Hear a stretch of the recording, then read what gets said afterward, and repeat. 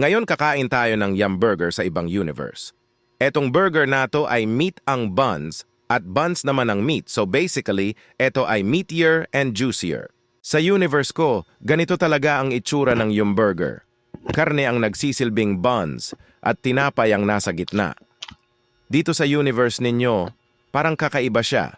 Pero sa amin normal lang. Unang kagat, ramdam mo agad ang kapal at alat ng karne. Juicy siya, mabigat sa bibig, at halos sapat na para busugin ka.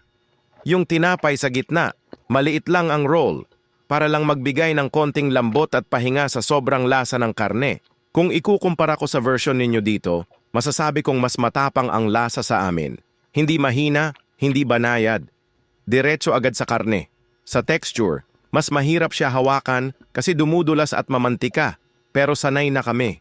Sa bawat kagat, karne agad ang mararamdaman at para sa amin yun ang sukatan ng isang masarap na burger. Habang kinakain ko ito, naiisip ko kung paano kaya kung dito sa universe ninyo ito ang naging standard. Siguro hindi tatawaging weird o iba. Siguro ito ang normal para sa inyo. Dahil nga nakasanayan ninyo ay tinapay sa labas, nagiging surprising ang ganitong klase ng Yum Burger. Sa totoo lang, may charm din ang version ninyo. Magaan sa bibig, may balance, at mas madaling kainin. Pero sa amin, mas gusto namin yung diretsyong karne. Mas busog, mas mabigat, mas malaman.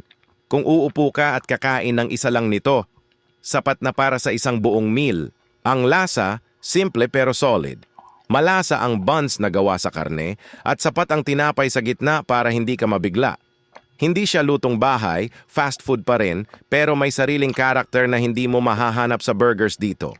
Hindi man para sa lahat, pero may mga taong mas gugustuhin ang ganitong style ng burger. Ito ang Yum Burger mula sa universe ko. At para sa akin, ito ang normal.